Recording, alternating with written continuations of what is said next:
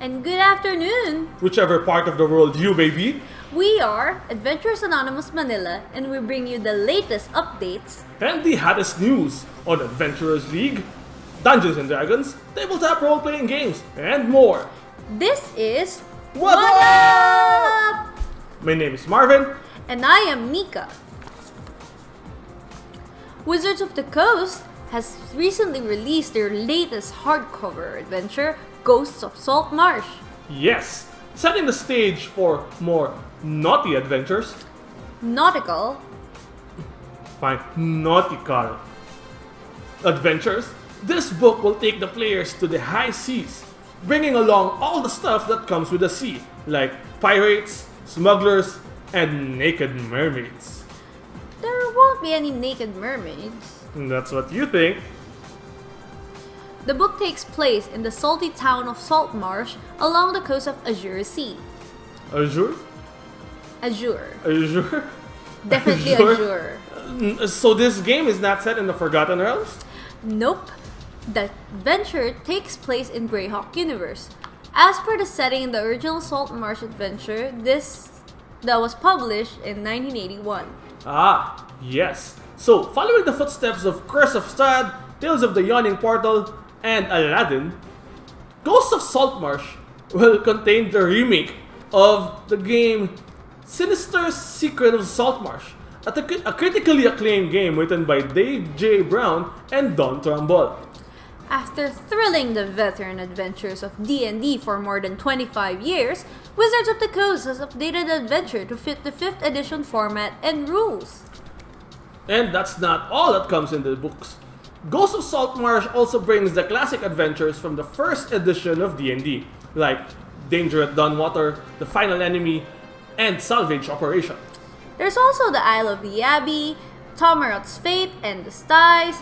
They've also expanded the town of Saltmarsh so that the player can use it as their base of operations, while also giving them plenty of hooks to kick off each adventure. Each story in this campaign will bring the characters from level 1 to level 12. The book also contains additional mechanics for seafaring and naval combat. With of course, new magic items and new monsters. And naked mermaids. Stop that, I'd rather prefer to see naked mermen. Fine, whatever floats your boat. You can Why see not both? both. Right? Ghosts of Saltmarsh is currently available on fully booked outlets nationwide. Ghosts of Saltmarsh is also available in digital format through D&D Beyond, Roll20, and Fantasy Grounds. But wait, if Saltmarsh is set in Greyhawk, can it be played under Adventures rules format? Absolutely! Of course! Yes! For AL players out there, Ghosts of Saltmarsh is considered season agnostic, with the adventure code DDHC00-GSM. This adventure will bring the characters from tiers 1 to tiers 3. And according to the document of guidance for the Dungeon Master, Saltmarsh is located at the Termish region of the continent of Faerun. Well, there you have it!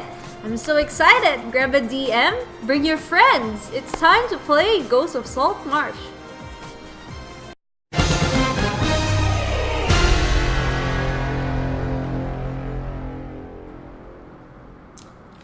Fans celebrate as E3 unveiled a new game on a beloved franchise.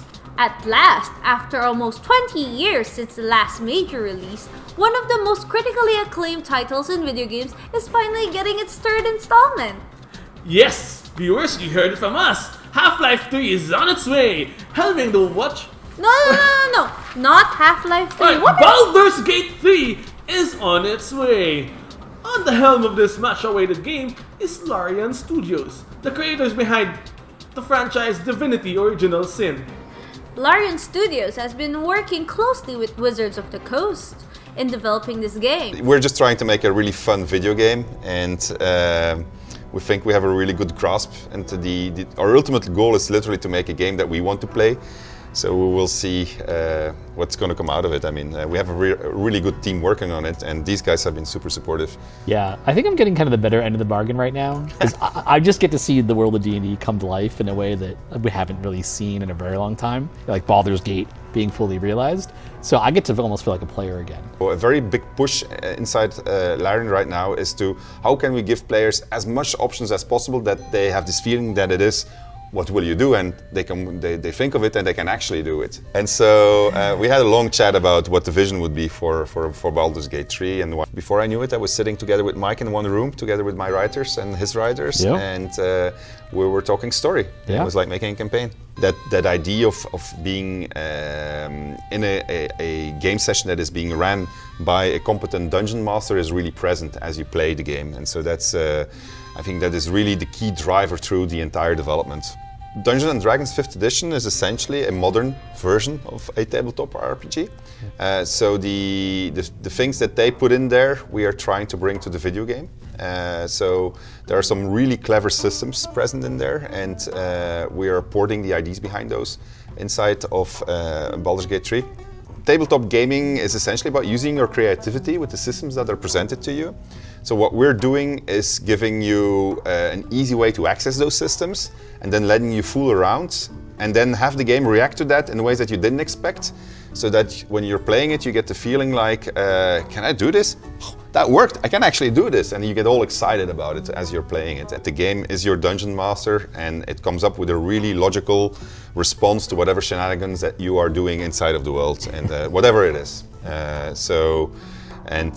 Once you start discovering that, you get very rapidly invested in the game world, and that's literally what we're looking after. And even though we don't have the details of the game yet, we do know that it will somehow involve the malevolent and sinister illithids of the D&D lore. In the teaser trailer that the studio released, we see a flaming fist mercenary stumbling on the street. He then undergoes ceramorphosis, a horrific process that involves a mind flayer egg hatching into the victim's cranium. It's slowly devouring its brain until it grows and erupts into a mindfully formed mind flayer.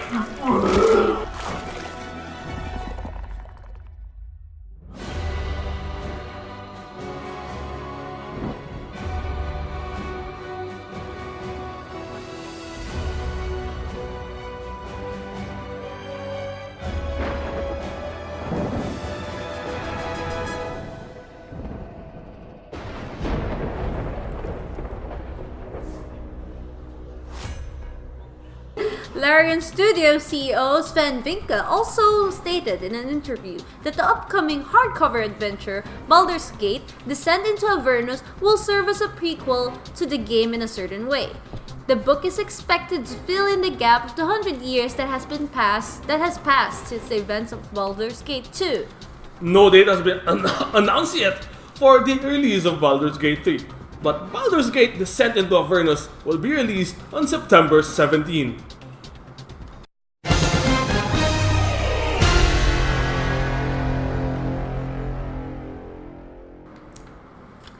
Adventurers, brace yourselves because Season 9 is coming. Game of Thrones? No, Adventurers League, of course, duh! Season 8 was highly criticized for the changes that was implemented in the game, leaving some fans to declare that Season 8 was the worst season ever. See, you're talking about Game of Thrones! What? I'm not talking about Game of Thrones. It's obviously Adventurers League.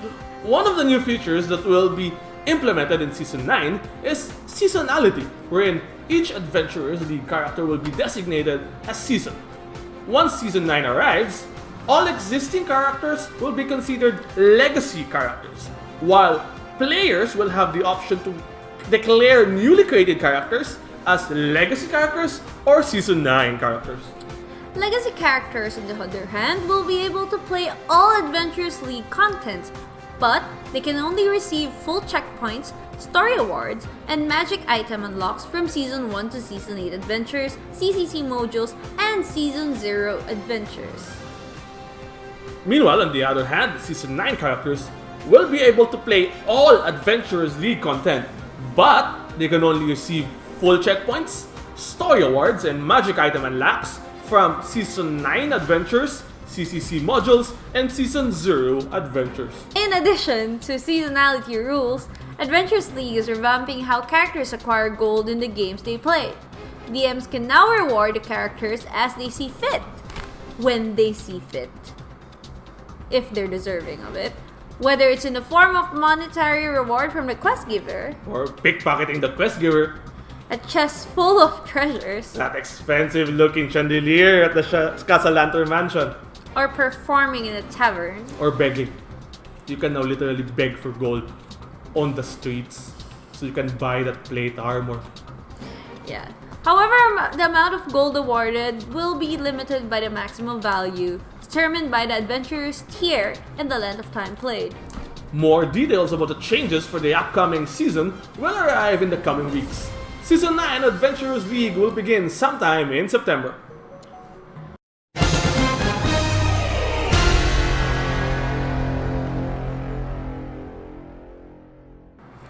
Celebrate Pride and play without apology.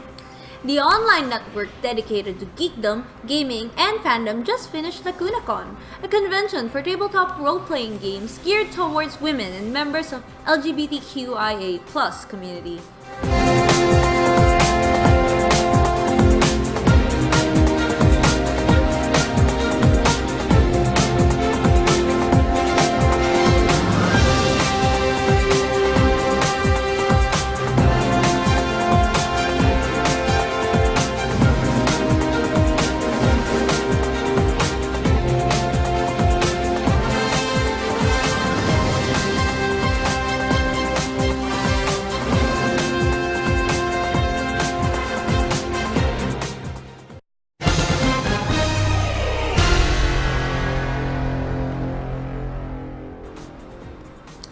Speaking of events, something is coming in epic proportions.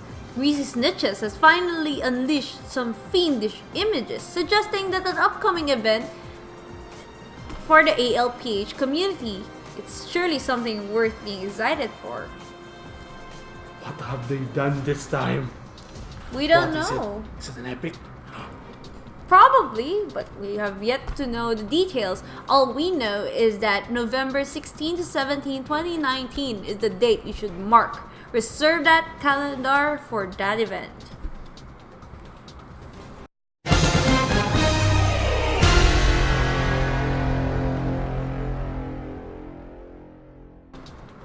And that's all we have for you this Wait. month. Don't you have an event at ToyCon this June? Oh yeah. I am going to be speaking at Cybercraft PH this June 29. It's just the hall above ToyCon, so drop by if you'd like to hear me talk about D&D tabletop RPGs, how they influence video games. So, see you next month for Mar. This is Nika. And I am Marvin. Remember, just keep playing. From Adventurers Anonymous Manila, this has been WhaDDup!